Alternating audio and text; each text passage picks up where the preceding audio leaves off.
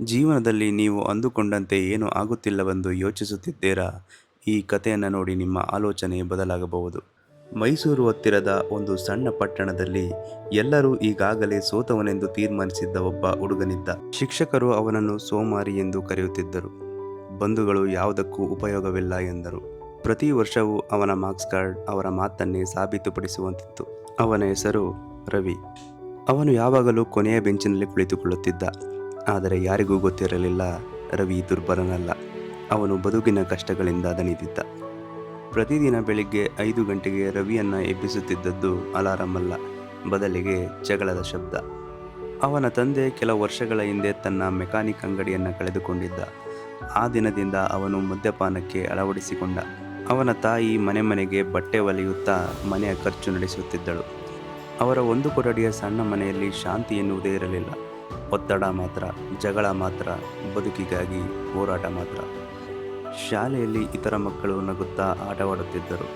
ಆದರೆ ರವಿ ಮಾತ್ರ ತನ್ನ ವಯಸ್ಸಿಗಿಂತ ದೊಡ್ಡ ನೋವನ್ನು ಹೊತ್ತು ನಡೆಯುತ್ತಿದ್ದ. ಅವನು ಪಾಠದ ಮೇಲೆ ಗಮನ ಕೊಡುವುದನ್ನೇ ಬಿಟ್ಟ, ಪ್ರಶ್ನೆಗಳಿಗೆ ಉತ್ತರಿಸುವುದನ್ನೂ ಬಿಟ್ಟ, ಕೊನೆಗೆ ಪ್ರಯತ್ನಿಸುವುದನ್ನೇ ಬಿಟ್ಟ. ಸ್ವಲ್ಪ ದಿನಗಳ ನಂತರ ಶಿಕ್ಷಕರು ಅವರಿಂದ ನಿರೀಕ್ಷೆ ಇಡುವುದನ್ನೇ ನಿಲ್ಲಿಸಿದರು. ಒಂದು ಮಧ್ಯಾಹ್ನ ಗಣಿತ ಶಿಕ್ಷಕರು ರವಿಯ ನೋಟ್ಬುಕ್ಕನ್ನು ಡೆಸ್ಕ್ ಮೇಲೆ ಬಡಿದು ಕೇಳಿದರು, ನಿನಗೆ ನಿನ್ನ ಭವಿಷ್ಯದ ಬಗ್ಗೆ ಸ್ವಲ್ಪವಾದರೂ ಕಾಳಜಿ ಇದೆಯಾ? ಸಂಪೂರ್ಣ ಕ್ಲಾಸ್ ನಕ್ಕಿತು. ರವಿ ತಲೆ ಬಗ್ಗಿಸಿಕೊಂಡೇ ಕುಳಿತ. ಸತ್ಯ ಏನೆಂದರೆ ಅವನಿಗೆ ತನ್ನ ಭವಿಷ್ಯದ ಬಗ್ಗೆ ಕಾಳಜಿ ಇತ್ತು. ಆದರೆ ಪ್ರತಿ ರಾತ್ರಿ ಓದಿನ ಬದಲು ಅವನು ರಾತ್ರಿ 11ರವರೆಗೆ ಟೀ ಅಂಗಡಿಯಲ್ಲಿ ಕೆಲಸ ಮಾಡುತ್ತಿದ್ದ. ದಿನಕ್ಕೆ 80 ರೂಪಾಯಿ ಸಿಗುತ್ತಿತ್ತು. ಆ ಹಣದಿಂದ ಮನೆಯವರಿಗೆ ಅಕ್ಕಿ ಬರುತ್ತಿತ್ತು. ಆದರೆ ಶಾಲೆಯಲ್ಲಿ ಇದು ಯಾರಿಗೂ ಗೊತ್ತಿರಲಿಲ್ಲ. ಅವರಿಗೆ ಅವನು ಕೇವಲ ಓದಿಗೆ ಬಾರದ ಹುಡುಗ. ಹೀಗಾಗಿ ಎಲ್ಲರೂ ಕೊಟ್ಟ ಹೆಸರನ್ನೇ ರವಿ ಒಪ್ಪಿಕೊಂಡ, ಯಾವುದಕ್ಕೂ ಕೆಲಸಕ್ಕೆ ಬಾರದ ಹುಡುಗ. ಆ ಟೀ ಅಂಗಡಿ ಬಸ್ ಸ್ಟ್ಯಾಂಡ್ನ ಹತ್ತಿರವೇ ಇತ್ತು. ಪ್ರತಿ ಸಂಜೆ ರವಿ ಗ್ಲಾಸ್ ತೊಳೆಯುತ್ತಿದ್ದ, ಮೇಜು ಸ್ವಚ್ಛ ಮಾಡುತ್ತಿದ್ದ, ಜನರ ಮಾತುಗಳನ್ನು ಮೌನವಾಗಿ ಕೇಳುತ್ತಿದ್ದ.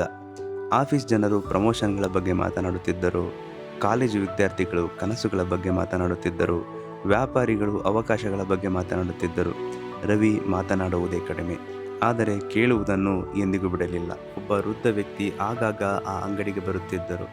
ಬಿಳಿ ಕೂದಲು, ಸರಳ ಬಟ್ಟೆ, ಶಾಂತ ಕಣ್ಣುಗಳು.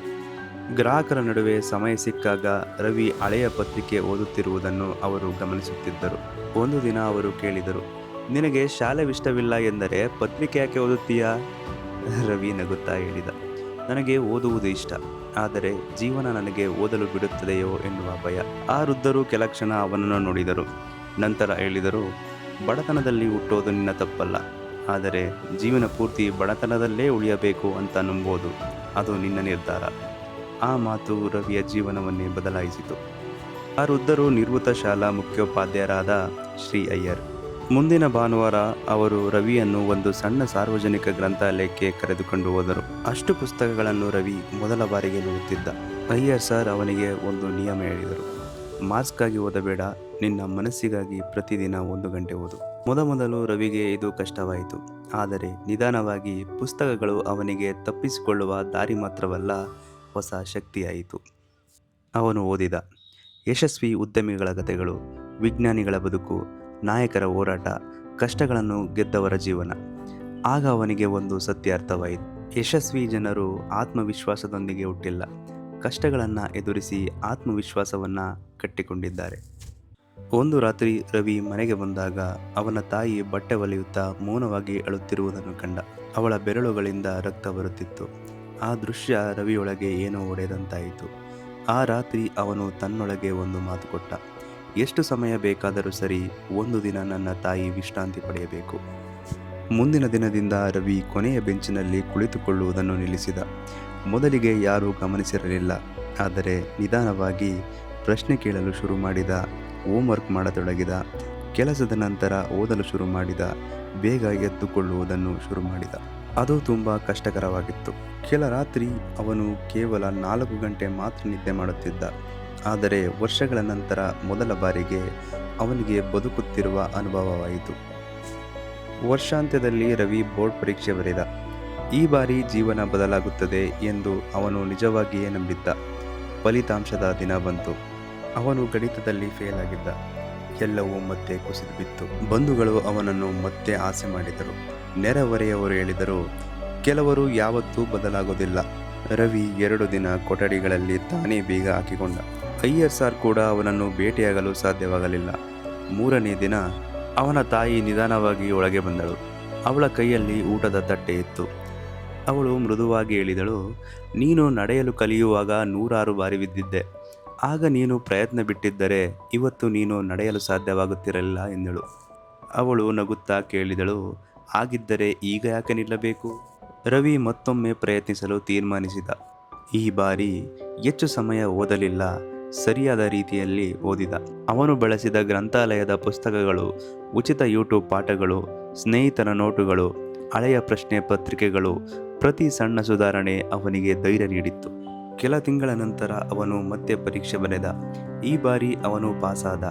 ಟಾಪ್ ರ್ಯಾಂಕ್ ಅಲ್ಲ, ಅದ್ಭುತ ಅಂಕಗಳು ಅಲ್ಲ, ಆದರೆ ಸಾಕಾಗುವಷ್ಟು, ಮುಂದೆ ಸಾಗಲು ಸಾಕಾಗುವಷ್ಟು, ತಾನು ಮುಗಿದು ಹೋಗಿಲ್ಲ ಅನ್ನೋದನ್ನು ಸಾಬೀತುಪಡಿಸಲು ಸಾಕಾಗುವಷ್ಟು.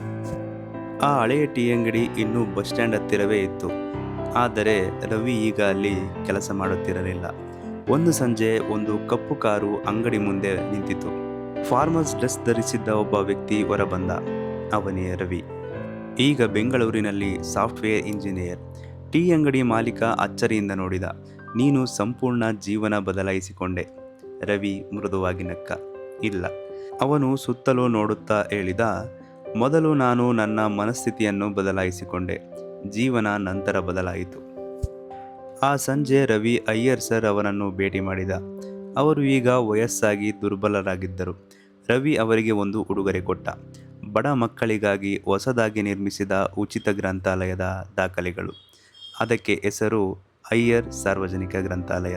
ಅಯ್ಯರ್ ಸರ್ ಕಣ್ಣಲ್ಲಿ ನೀರು ತುಂಬಿ ಬಂದಿತು. ಒಮ್ಮೆ ನೀವು ಹೇಳಿದ್ದಿರಿ, ಬಡತನ ಶಾಶ್ವತವಾಗುವುದು ಜನರು ನಂಬಿಕೆ ಕಳೆದುಕೊಂಡಾಗ ಮಾತ್ರ ಅಂತ. ಅವನು ಗ್ರಂಥಾಲಯದತ್ತ ನೋಡಿದ.